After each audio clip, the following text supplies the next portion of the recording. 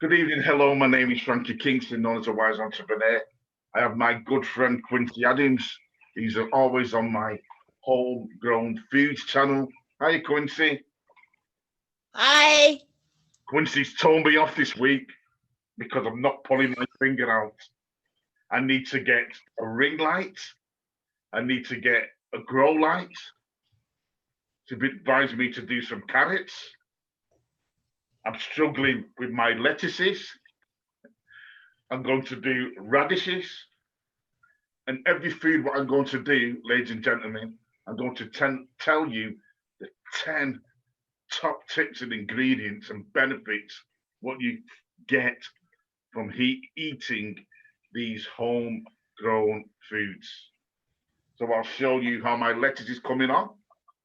And I've been using that as well for my fish as a pescatarian. So I'm using it as gravy in my gravy and my fish. There's my homegrown lettuce.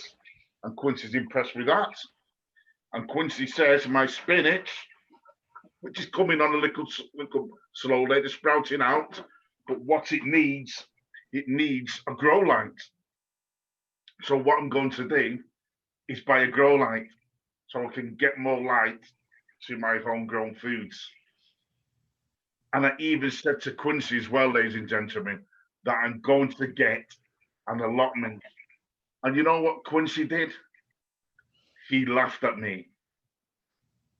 Why? Quincy, Start small. Quincy doesn't believe I'm going to get an allotment, but I'm going to show you all, guys, my homegrown foods and variety and how professional it's going to look for you. And I'm going to prove my dear friend Quincy wrong. She's going to be impressed. So, Quincy, what do you have to say about that? Start small. Build on little wins. Don't plan on something huge too soon.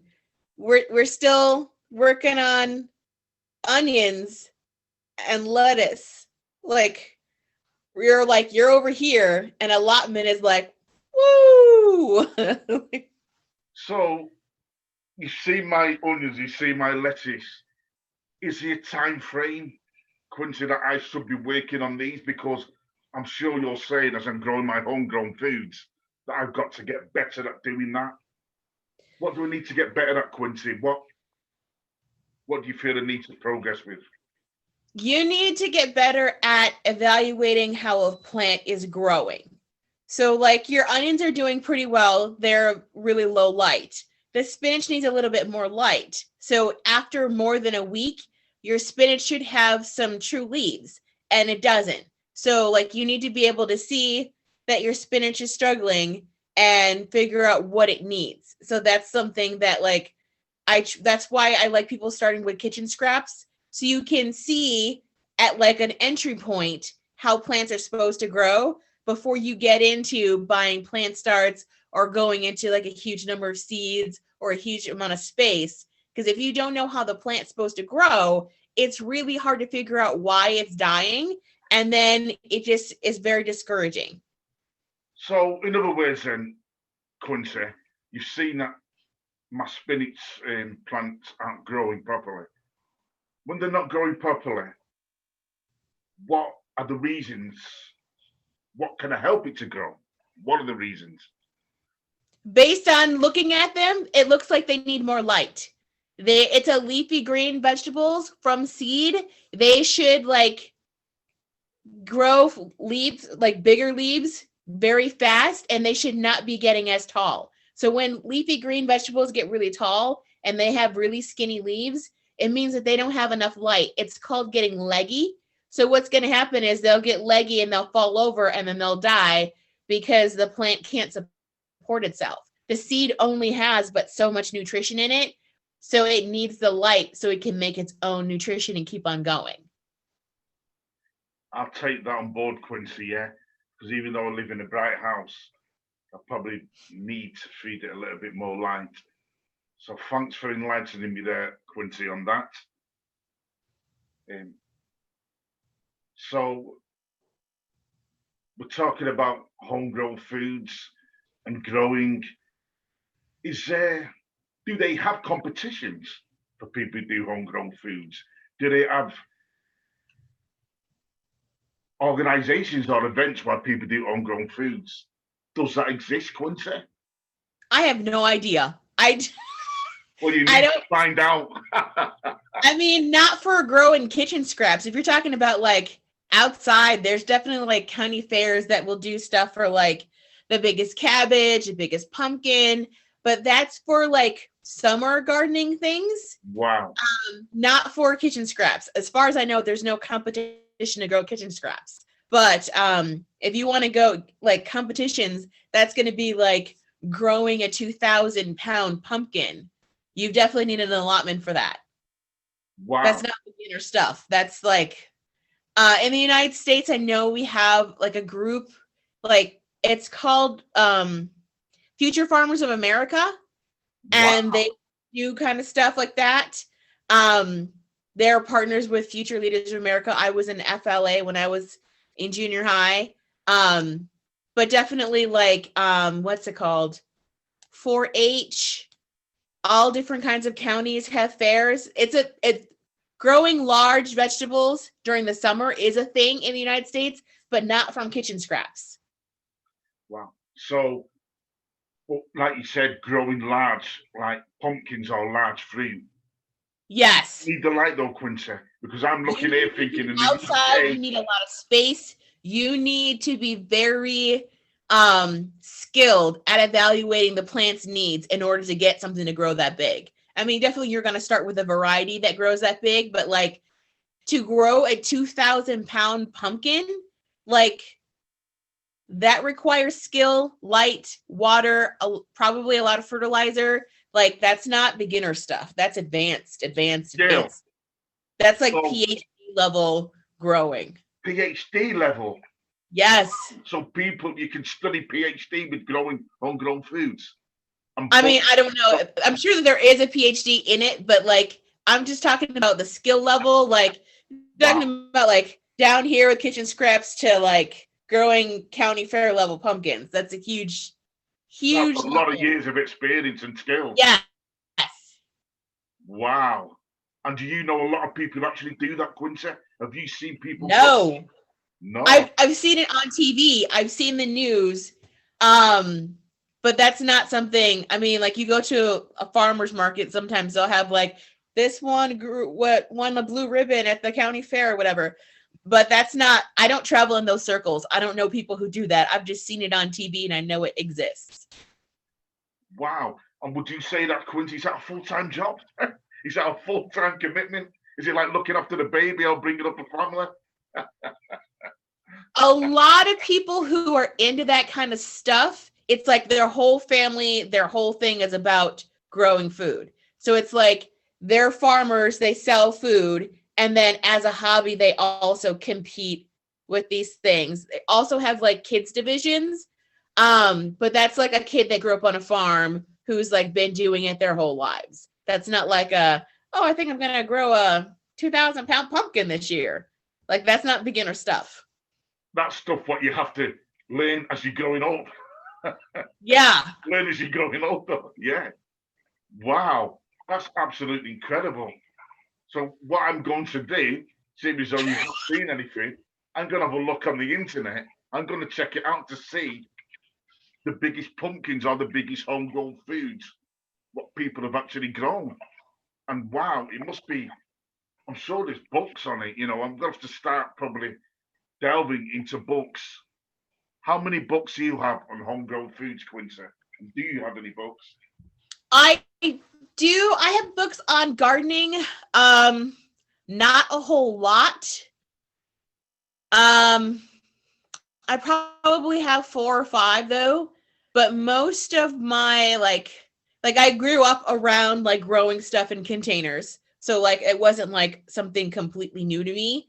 And then since I've been doing it on my own, I mostly look up stuff online because it's just easier for me to look at the specific information that I need.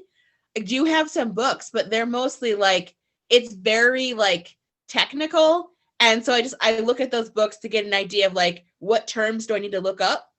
Because it'll like use these really big, like fancy words. And I'm just like, okay, so I know I need to look up this word, and this word, and then I'll get on Google and I'll look it up and then be like, okay, in layman's term, that means you need to like cut the diagonal branches and not the straight up and down branches. Got it.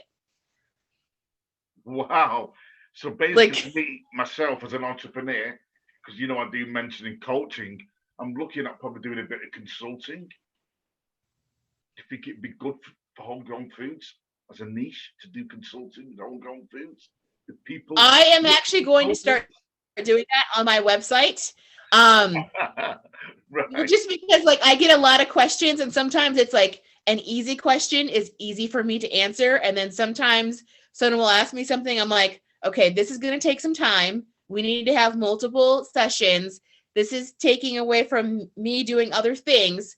Maybe I should like try this as part of my business in addition to courses and ebooks, because a lot of the information that is found in the best gardening books has not been put online.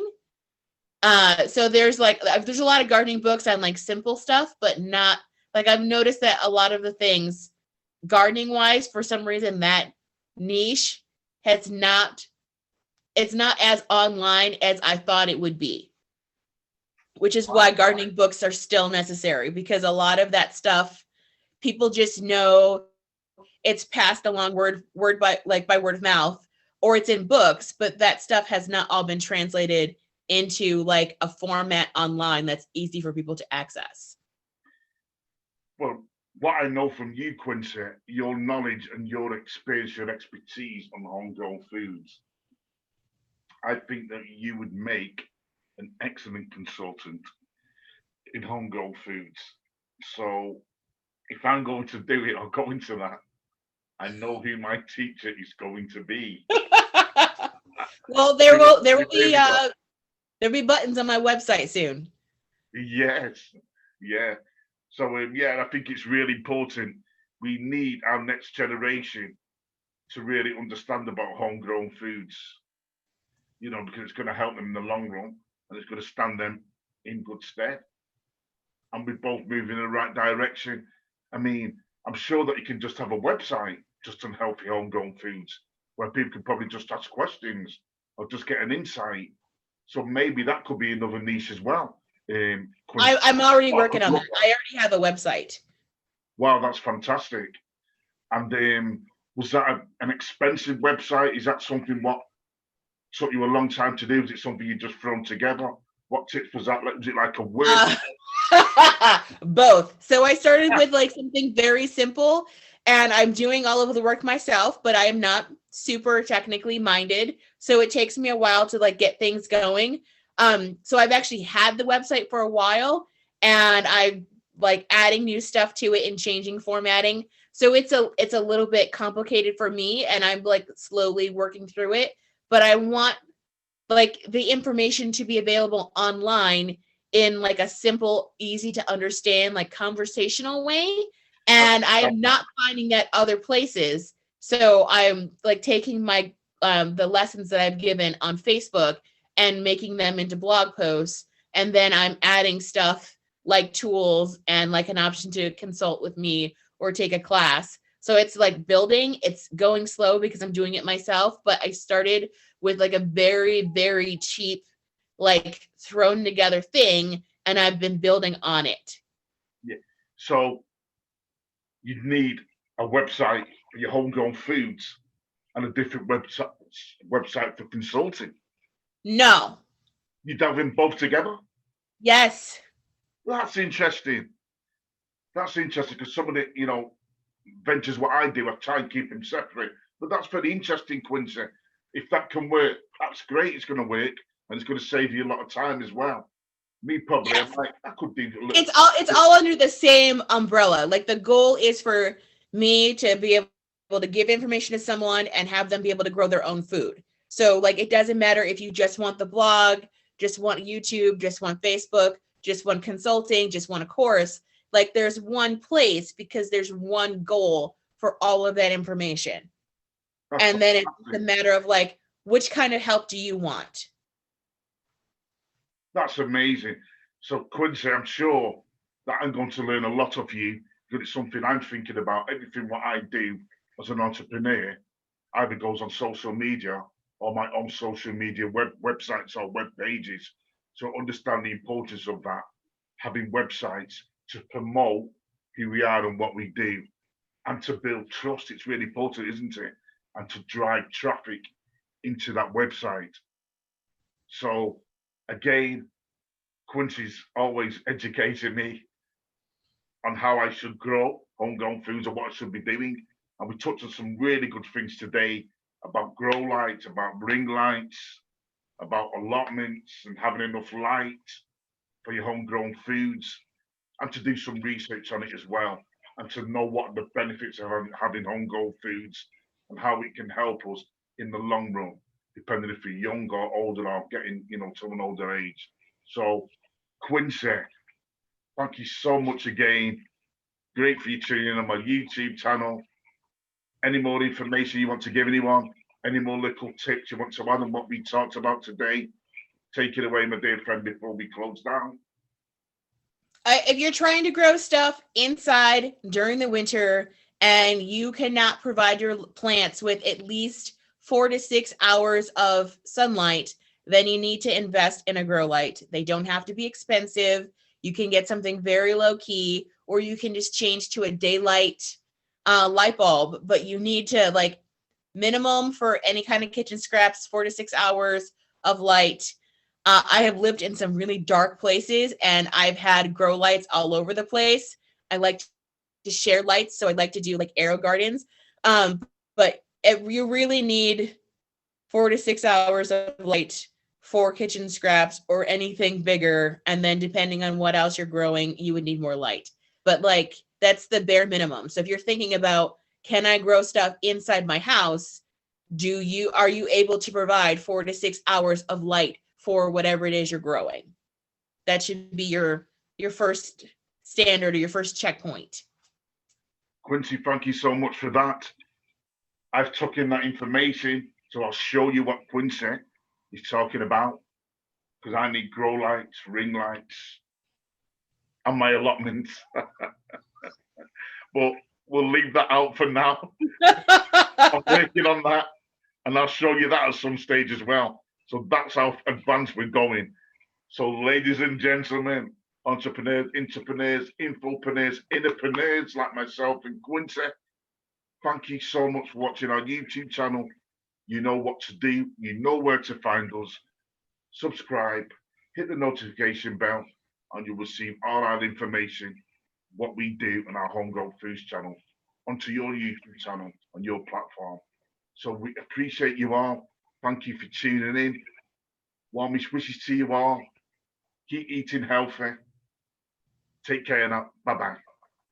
Thanks, Quincy.